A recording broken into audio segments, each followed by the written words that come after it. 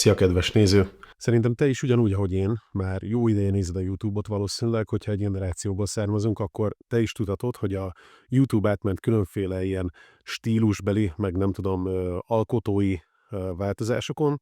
Amikor én elkezdtem nézni a YouTube-ot, akkor még ugye nagyrészt arról volt szó, hogy érdekes, állatos, vicces, nem tudom, meglepő videókat osztottak meg az emberek, körülbelül hasonló kaliber volt, mint most.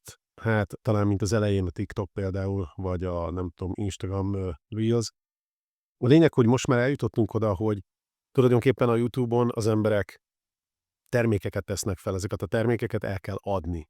És nagyon sok embernek ez hihetetlen bevételt hoz. És azért, hogy ezeket el lehessen adni, ezeket a termékeket, természetesen az emberek próbálnak mindig egyre jobban ö, nem tudom, megkapó vagy ilyen figyelmet felkeltő tartalmat készíteni, és figyelmet felkeltő kis thumbnaileket készíteni, meg címeket írni, meg ilyesmi. Ehhez hozzátartozik az is, hogy természetesen szükség van egy bizonyos fokú drámára, egy bizonyos fokú sokkoló, vagy meglepő, vagy valami eszméletlen dologra. Természetesen ez alól én sem vagyok kivétel, én is szeretném, hogy minél többen megnézzék a videómat, nem az a célom, hogy 5-10 embernek csináljak videót, hanem örülnék, hogyha többen látnák azt, hogy mi az, amiről én szeretnék beszélni. Ezért én is megteszem azokat a dolgokat, amiket úgy gondolom, hogy talán több emberhez el fogja juttatni a YouTube az én videóimat. Hát ez több-kevesebb sikerrel megtörténik, vagy nem történik meg, de nem is ez a lényeg. A lényeg az, hogy mindig kell valami feszültség, mindig kell valami dráma. És ez alól a japán youtuberek sem kivételek, és ez alól azok a youtuberek sem, akik itt élnek Japánban külföldiként, mint én. Hogyha néztek Japánról videókat, ami szinte biztos, hogy ez megtörténik, és nem csak magyaroktól, hanem külföldiektől is, akkor biztos, hogy hallottatok már az Oriental Pearl nevű youtuber lányról, aki egyébként YouTube, vagy Japánnak az egyik legnagyobb külföldi youtuber, hát nem is tudom, talán most nézem, 1,4 millió feliratkozója van, tehát ez egy fantasztikus dolog. És vannak még más youtuberek természetesen Japánban, például van egy srác, aki akiakat vesz és felújítgat, akit Bogi nagyon szereti, mert nem emlékszem pontosan, hogy hova valósik. De lényeg, hogy nagyon sok ilyen youtuber van, és közöttük például ez a lány, ez most egy kicsit így hirtelen még felkapottabb lett egy bizonyos ok miatt. Megmondom őszintén, hogy nem nagyon követem a munkásságát, így láttam már tőle azért jó pár videót, és tudom azt, hogy nagyon jól beszél japánul is, meg ha jól tudom, akkor kínaiul is, ha jól tudom, akkor a férje japán. Tehát az a lényeg, hogy neki is azért most már, meg nem is tudom, itt él 10 éve Japánban, tehát egy elég nagy rálátása van Japánra, de ez az egyik legutóbbi videója, nem tudom, hogy ez a legutóbbi volt-e, az egyik legutóbbi nemrégi videója, ha jól látom, 2 hete jött ki ez a videó, itt van előttem megnyitva, ez eléggé nagy port kavart. Az a videónak a címe, hogy What is happening to Japan? Azaz, hogy mi történik Japánnal. Ez már önmagában egy ilyen hát nem is tudom, ilyen felkapja mindenki, hogy úristen, mi történik? Vajon mi történik Japánnal? És azt gondolom, hogy ez egy jó cím, ez egy jól eltalált cím, és ráadásul, hogyha megnézzük a thumbnailjét ennek a videónak, akkor láthatjuk, hogy ott áll a lány, és mögötte van egy olyan háttér, ami nem feltétlenül gondolnánk, hogy pont Japánban van, ugyanis tele van falfirkákkal. Na most ez a videó arról szól, egyébként be fogom rakni a leírásba a videót, hogy nézzétek meg ti is, és gondoljátok vagy nem tudom, alakítsátok ki a saját véleményeteket, és elmondom most gyorsan, hogy mi az én véleményem. Egyébként nagyon sokan belekötöttek ebbe a lányba, és nagyobb vagy Japánban élő külföldi youtuberek is belekötöttek, és azt mondták, hogy így meg úgy meg amúgy nem kell a feszültséget szítani, a drámát, a mit tudom én micsodát, kitalálni dolgokat, meg ilyesmi. Én megmondom őszintén, hogy mindenkinek más a limitje. Mindenkinek mások az érzelmei, és mindenkit megillet a véleményjoga. Tehát úgy gondolom, hogy ha neki tényleg ez a véleménye, és hogyha ő tényleg így gondolja, hát gondolja. Lényegében a videójának a rövid összefoglalása az annyi, hogy Japánban egyre több a graffiti, vagy egyre több a falfirka, egyre több a, nem tudom, koszos része Japánnak, vagy egyre növekszik a koszosabb területek száma, a szemét kirakása nem úgy történik, mint ahogy előtte, és egyre több a hajléktalan. És ebből azt a következtetés szűri le, hogy Japánban tulajdonképpen így megkezdődött, nem tudom, egy ilyen leépülés, ami szerinte eddig nem volt, és ami szerinte nem jó, és nem hogy előrébb halad az ország, hanem visszafele, vagy esetleg rossz irányba halad az ország. Megint csak, amint mondtam, őt is megilleti ez a vélemény, és azt gondolom, hogy ha tényleg ő ezt így látja, és ő ezt így érzi, akkor miért nem mondhatná el? Főleg úgy, hogy 1,4 millió ember kíváncsi arra, hogy ő mit szeretne mondani, kíváncsi az ő véleményére. Hát miért ne? Mondja el. Természetesen az is benne van a pakliban, hogy ezt utána mások pedig értékelni fogják, és nem feltétlenül pozitívan. Főleg olyanok, akik mondjuk ugyanúgy ott élnek, mint ő, azon a környéken, és mondjuk esetleg nap mint nap átmennek azon a környéken, ahol ő leszűrte ezt a véleményét. Csak hogy tisztább legyen a kép, és kontextusba helyezzük ezt az egész dolgot, azt még hadd mondjam el, amit nem mondtam el, hogyha már régebbi nézők vagytok, akkor biztosan tudjátok, hogyha nem, akkor most elmondom, hogy én 2012 óta, azaz 13 éve egyhuzamban itt élek Japánban, és ez alatt a 13 év alatt szerintem kevesebb, mint egy hónapot töltöttem Japánon kívül, tehát ez azt jelenti, hogy kevesebb, mint egy hónapot mentem haza Magyarországra, meg kétszer elmentem 2 napra Koreába, tehát azt mondhatom, hogy 13 éve szünetmentesen Japánban élek szinte, és előtte még egyszer 2009-ben még egy évet éltem Kyushun, ez egy másik ilyen nagyobb szigete Japánnak, most jelenleg Honshin élek, Himeji városában, és ez Honshinnek a nyugati részén van, tehát mondhatjuk, hogy Nyugat-Japán, így szokták nevezni,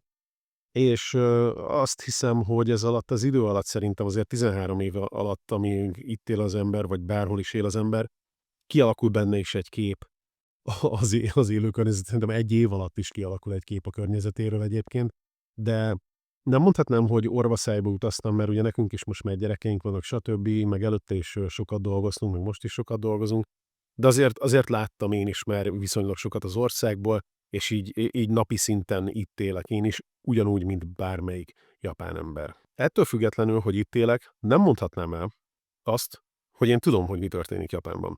És elmondom nektek, hogy miért. Nagyon sokszor, amikor csináltam előtte japános videókat ezen a csatornán vagy másik csatornán, mindig hozzátettem, hogy legalábbis itt nálunk.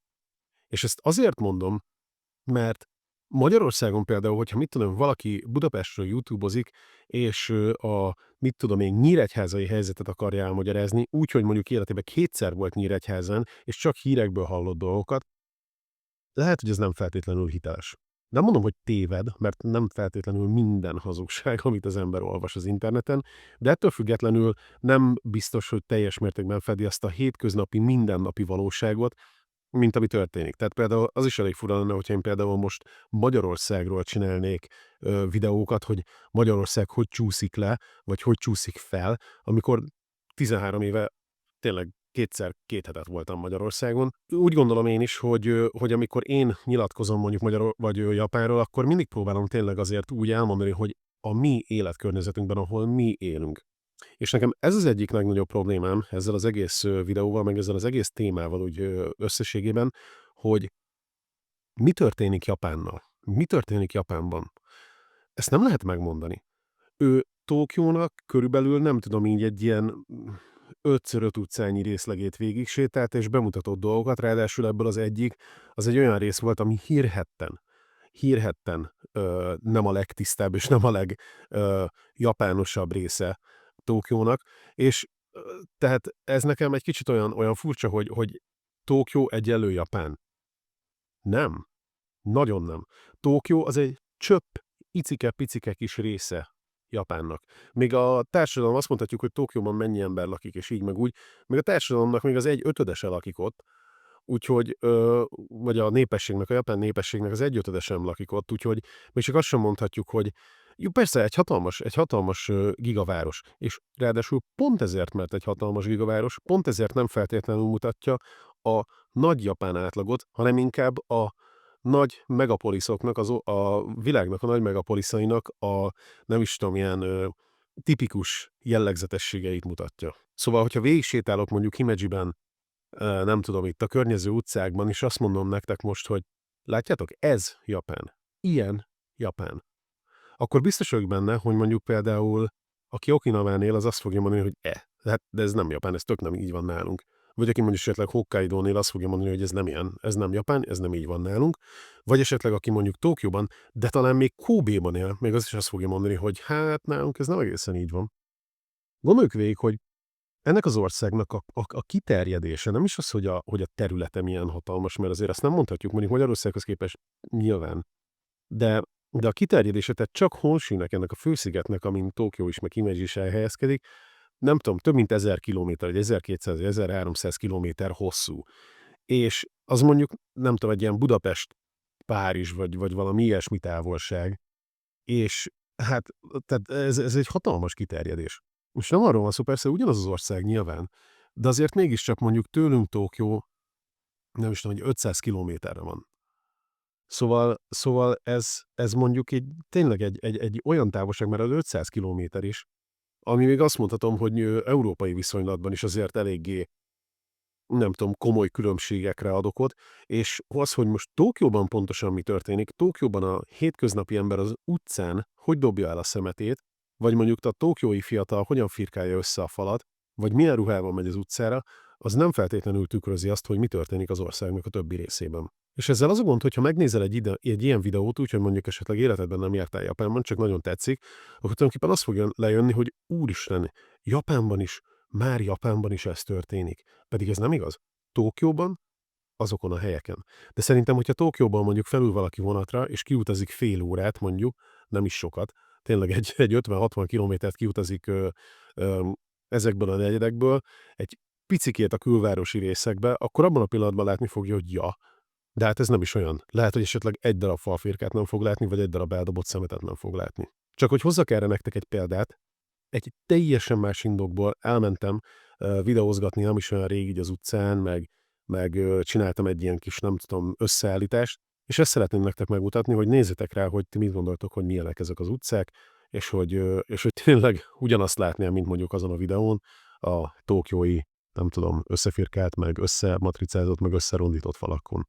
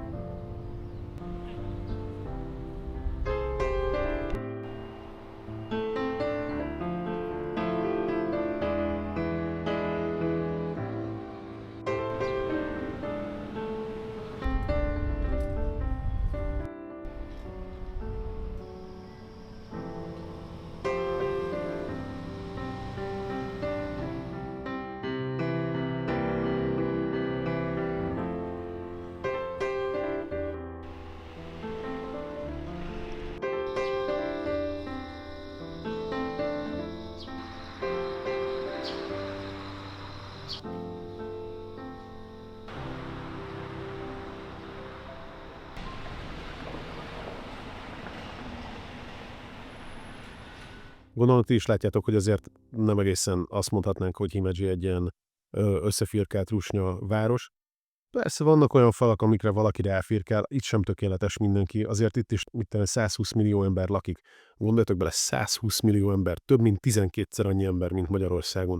Persze, hogy vannak olyan emberek, akik firkálni fognak, persze, hogy vannak olyan emberek, akik mondjuk, mit tudom én, odapisil a földre, vagy ledobja a szemetét, vagy mit tudom én, nyilván van ilyen. A Japán aztán tényleg nem egy tökéletes ország, de melyik az? Úgyhogy én úgy gondolom, hogy amikor mondjuk valaki esetleg Japánba érkezik, akkor amennyire nagyok az elvárásai, meg nagyok nem tudom, a fejében kialakított kép, hogyha éppen pont Tokió belváros ezeken az utcákon megy, akkor lehet, hogy ez egy kicsit meg fog dőlni neki. De hogyha egy kicsit kiutazik, és mondjuk elutazik kisebb városokba, Ószakáról ne beszéljünk, mert Ószaka aztán tényleg hozza ezt a nagyvárosi feelinget, a büdös, a kosz, a mit tudom én micsoda, de persze ez sem Ószaka minden területére vonatkozik, hanem mondjuk mit tudom én, Umeda, Namba, meg így a kettő között elterülő rész, tehát amit tulajdonképpen majd, hogy nem egész Ószakát alkotja. De a lényeg, hogy hogyha kicsit az ember kijjebb megy, kisebb városokban, mint például Kóbéba. Én Kóbét nagyon-nagyon szeretem, mert egy fantasztikusan tiszta, gyönyörű város.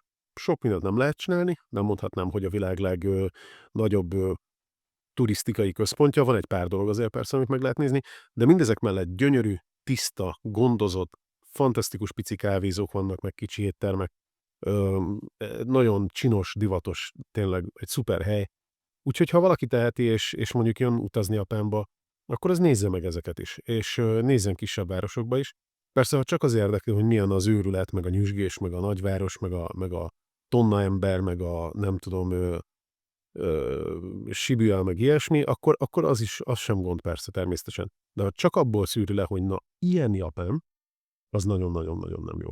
Tehát gondoljatok bele, hogyha mit tudom én, valaki elmegy Magyarországra, és most nem akarok senkit sem megsérteni, de mondjuk mit tudom én, Dunaújvárosba megy, vagy Ózdra megy, vagy akárhova, kisebb vidéki városokba, és azt mondja, hogy aha, szóval Magyarország ilyen. Akkor szerintetek tényleg egy tiszta képet kapott arról, hogy milyen az ország? Mert szerintem nem. Soha nem fogunk 100%-os képet kapni, de az biztos, hogy ez a videó, amit bemutatott ez a lány, azt szerintem még Tokiót sem fedi teljesen, de Japánt meg semmiféleképpen sem. Semmiféleképpen nem. Úgyhogy válaszolva, mi történik Japánban? Nagyon sok minden történik Japánban. Nagyon sok minden történik Japánnal. Történnek pozitív változások, történnek negatív változások. Például ugye az első női miniszterelnököt megválasztották, ez egy hihetetlen gigaváltozás, és egyébként majd erről is tervezek egy videót, csak hát az a helyzet, hogy nem vagyok egy nagy politikai szakértő. De minden esetre sok minden történik azért Japánnal. Azt, hogy így morálisan és kulturálisan csúszik le, hol nem? Melyik az az ország, ami morálisan jelenleg a mai világban növekedik, és csak jobb lesz? Szerintem elég kevés ilyen helyet lehet mondani. Szerintem, ha Japán éppen lecsúszóágban is van, akkor is mondhatjuk, hogy még a lassabb lecsúszáson van, mert én úgy gondolom, hogy azért Japánban legalábbis szintén mondom, a mi életkörnyezetünkben, a saját tapasztalataim alapján igenis, tényleg hagyományőrzők, igenis, tényleg, és a hagyományokra, bocsánat, nem csak arra gondolok, hogy az ünnepségek, meg a mit tudom én micsoda, meg ilyenek, hanem konkrétan a nevelésben, a felfogásban, a gyerekeknek az irányításában. Valahogy én azt érzem, hogy azért eléggé próbálják nem tudom, eddig kialakult saját kis életérzésüket fenntartani, és szerintem ez egy jó dolog. És mi úgy, ahogy van, szeretjük Japánt, vannak olyan dolgok, amiket nem szeretünk Japánban, vannak olyan emberek, akiket nem szeretünk, vannak olyan szituk, amik nem jók, természetesen. De összességében úgy gondoljuk, hogy Japán az tényleg egy élhető.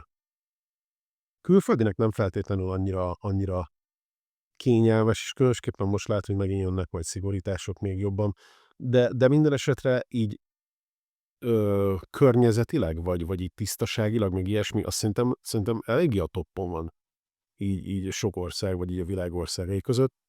Úgyhogy nézzétek meg ezt a videót, és nézzétek meg, és gondolom, hogy nem tudom, aki látta esetleg, az mondja el, hogy mit gondol róla. Aki volt Japánban, és volt mondjuk Tokión kívül, az meséljen, hogy mi volt még, miket látott. Aki Tokión és Oszakán kívül volt még, mert azért Oszaka is az egy elég finom kis hely. De kíváncsi vagyok egyébként tényleg a véleményetekre, és kíváncsi vagyok, hogy én látom-e jól. Egyébként meg vagyok róla győződve, hogy igen. És hogy tényleg, hogy ennyiből le lehet-e szűrni azt, hogy egy ország merre tart. És nem szeretném, hogy úgy megtámadjuk szegényt, mint ahogy más videóban megtették, mert nagyon sokan egyébként tényleg eléggé, hát, hogy is mondjam, nyersen fogalmaztak vele kapcsolatban. Szerintem egyébként nincsen semmi gond vele. Megpróbálta elmondani a véleményét, és megpróbálta eladni a tartalmát. Miért ne? Hadd tegye. Ez a dolga. Ebből él. Ezt kell csinálnia, ez a munkája.